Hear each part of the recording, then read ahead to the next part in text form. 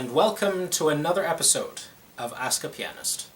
My name is Andrew Aarons, and today we'll be considering the question of what makes fast playing sound fast to the audience. The majority of the episodes I've filmed tend to use examples of music that are, for lack of a better word, slow. This is so that it's easier to hear differences in voicing or subtle timing, for instance. But when we're playing fast, we have quite a different set of problems which we must overcome acoustically in order to present an interesting performance to an audience. Playing fast is not just an issue of practice, although that absolutely is a factor.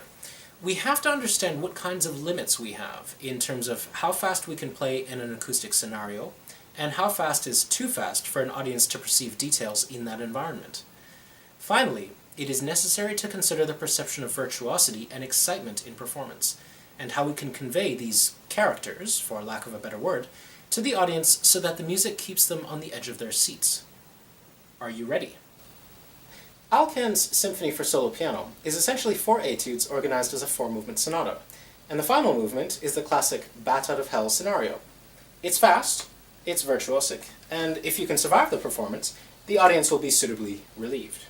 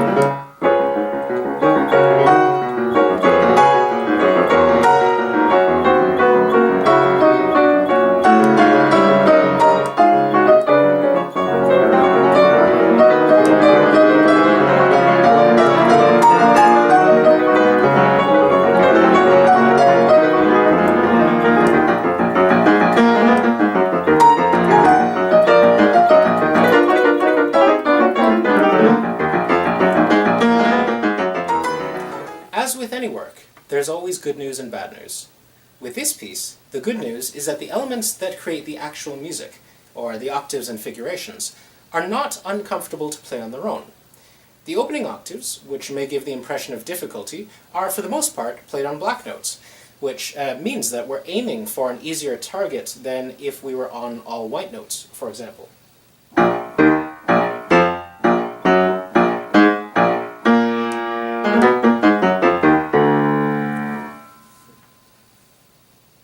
Similarly, the right-hand figurations may sound fast, but are simply made up of patterns that fit comfortably in the hand.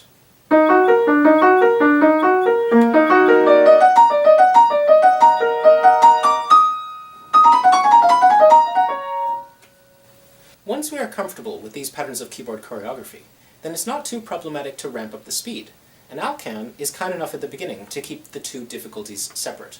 If we have fast octaves in the left hand, the right hand stays simple.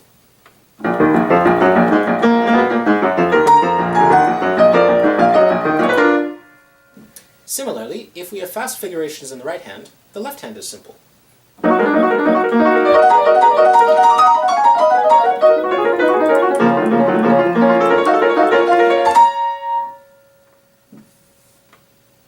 Most importantly, each hand has time to rest during the moments when they are effectively accompanying the difficult technical challenges. But I did say that there was some bad news with this piece as well. Alkan doesn't keep things simple like this for long, and he starts mixing difficulties together so that we may be fighting on two fronts as opposed to just one. But we'll get to that later. For many pieces that present severe technical challenges, the majority of our practice time is spent trying to achieve reliable accuracy at high speed. The old maxim is that it should never be good luck that we play all the right notes in performance. It should be bad luck that we miss one or two. When playing fast on the piano, we have several obstacles to overcome: the limitations of our own physique, the actual instrument itself, and the acoustic environment. The first two issues are uniquely driven, and cannot really be generalized here. But the last one, the acoustic environment we play in, is one that we can address with relative ease. Knowing your performance environment is very important for the perception of speed. When you are playing in halls which have very little reverberation, you can play very fast and the audience will catch every note. But if you're playing in a hall that has lots of reverberation, then you have to slow down significantly and cut down the use of damper pedal. The little middle section here can serve as a perfect example. If I were playing in a hall with little or no reverb, I'd probably play it like this.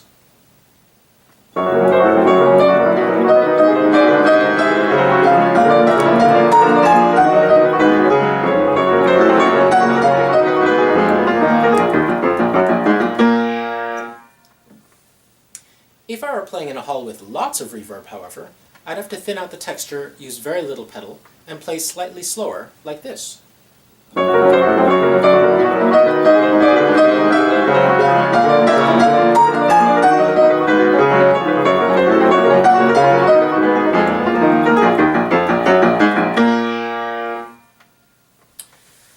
Obviously, it doesn't sound very good from the point of view of the player, but we have to trust that it'll sound better out the hall.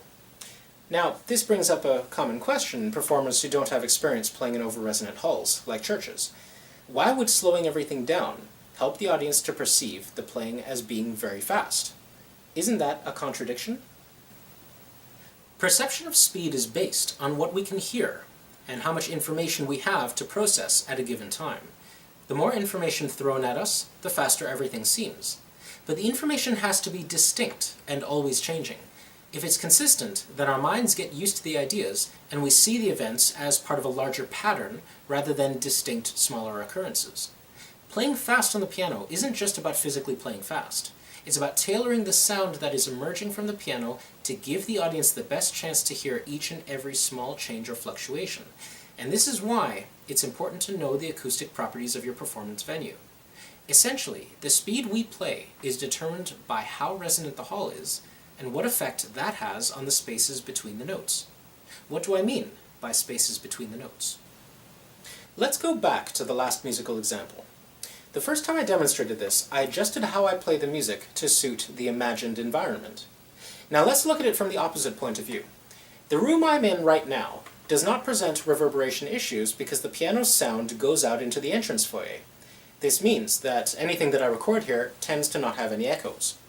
Some chords from the climax of the piece can be used to demonstrate this.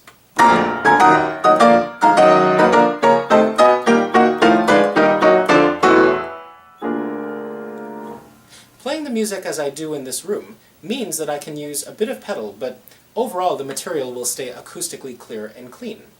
I can, however, use too much pedal to mimic what it's like playing in a church or overly resonant hall. You'll hear that there's a significant problem with the perception of individual notes and subtle changes in dynamic or sound quality.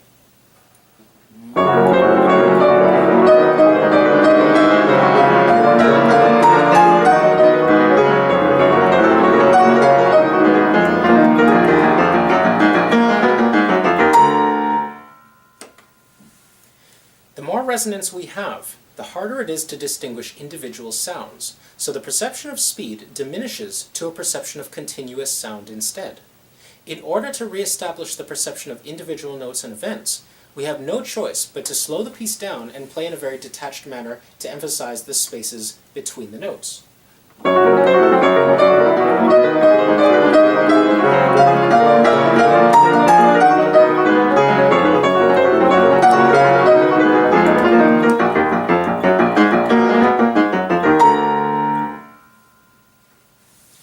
The audience will not have the benefit of a side-by-side speed comparison, so realistically, they'll simply hear something for the first time that is as fast as it needs to be.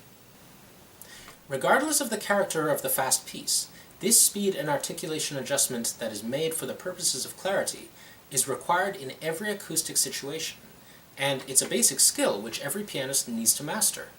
You'll always be playing in different halls, and sometimes you'll even appear in a hall with a very limited rehearsal schedule, and you'll have to adjust your speeds as you go in the live performance scenario. Clarity is perhaps the most fundamental issue in fast playing. It is required in order to get to higher levels of emotional communication with an audience. Here's a point to remember.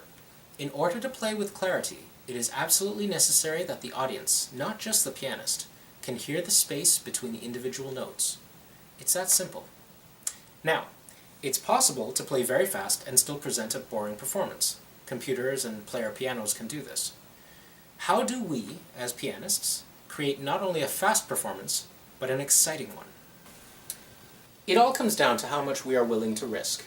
I had mentioned before the concept of practicing to be reliable, so that any wrong notes or mistakes occur due to bad luck and not bad training.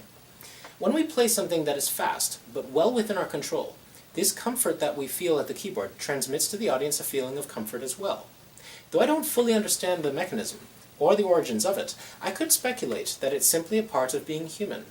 We can recognize emotions of other humans, and in a sense, share with those emotions. It's like seeing someone else yawn, and then you want to yawn too. If I play the opening of the piece a little slower, I think this comfort level really stands out in an odd way.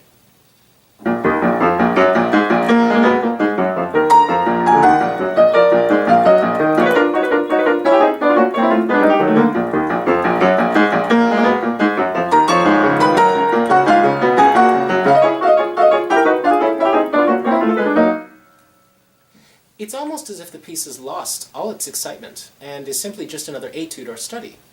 If, however, I do the opposite, and play the piece slightly faster than I'm comfortable with, all of a sudden the element of risk is introduced, because it becomes clear to the audience that the possibility exists that I might actually miss a note or two.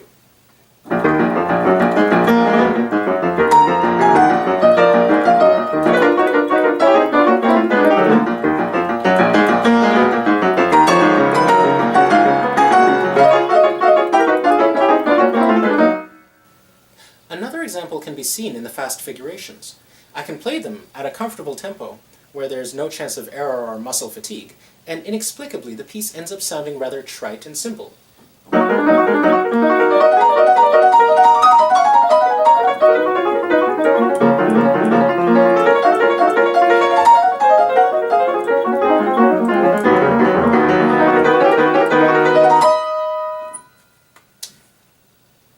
However, if I play it just above my comfort zone in terms of speed, the piece seems a little more energetic and exciting.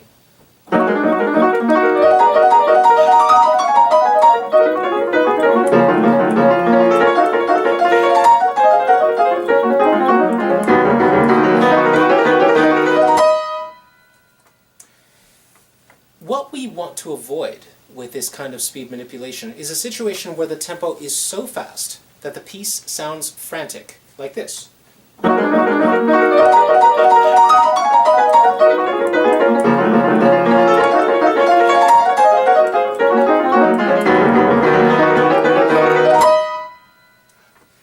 It's one thing to have the audience on the edge of their seats, but it's another to have them thinking that the pianist has totally lost control. That's not good. During a live performance, the adrenaline is usually flowing quite fast. One is already predisposed to playing faster than one would when calm or in their home. It's surprisingly easy to lose control of a fast piece in front of an audience, and this is why, in general, it's always better to start the piece slightly slower than we would normally. This compensates for the adrenaline. If we feel that our hands and minds are performing properly, then we can safely and subtly increase our speed as we progress through the piece, thus increasing the excitement level as well. But let's be clear, this is a very difficult tightrope to walk across. Remember the good news, bad news scenario I mentioned earlier? Well, so far we've only really looked at parts of the piece which are essentially good news. In other words, difficult figurations or octaves exist only in one hand, while the other one plays rather simple material. As the piece progresses, Alkan begins to throw these difficulties together, culminating in the large middle section where all hell breaks loose.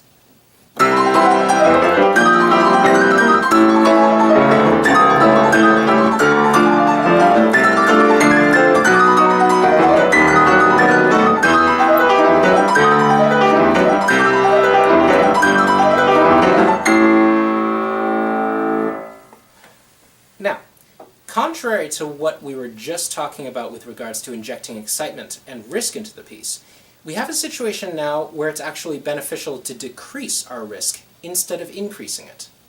The reason behind this is that Alkan has already increased the perception of speed and risk by giving us more complex material. There's more for the audience to listen to, and therefore, if we sped things up slightly to make it seem exciting, we'd actually contribute to the failure of hearing the spaces between the notes. Here it is a little faster.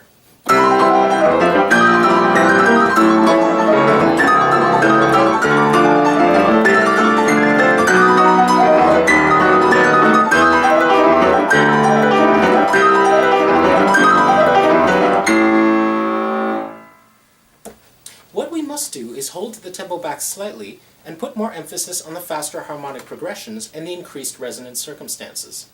For instance, this segment here can be played at tempo or slightly slower, with emphasis on the left-hand octave jumps.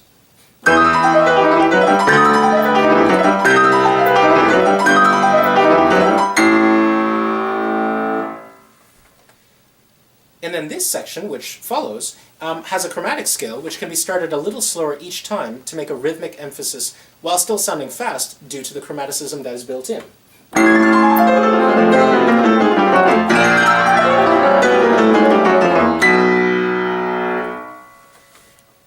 Alkan, in fact, marks this kind of rhythmic emphasis, and I think he's quite correct in terms of how to keep something exciting while at the same time making it sound epic. Performing a piece in a way that sounds fast and exciting really amounts to control of the flow of information to the audience. First, it has to be clear. We have to hear the spaces between the notes, regardless of venue or speed. Next, we have to make things a little faster when not much is happening harmonically or gesturally, and on the other hand, we have to slow things down a bit when the music becomes sonically complex. Finally, we have to increase the technical risk in performance. The perceived potential of failure is what makes this kind of performance exciting, and in general, this is achieved with a small addition of speed to the entire finished product. That way, you're guaranteed to have the audience on the edge of their seats the whole time. So that's it for this episode of Ask a Pianist. For now, keep practicing, and try introducing the concept of space between fast notes. It's guaranteed to make the fast passages sound faster. Also, try experimenting with pushing your own speed boundaries and how this can affect the feeling of excitement in your performance. Bye for now.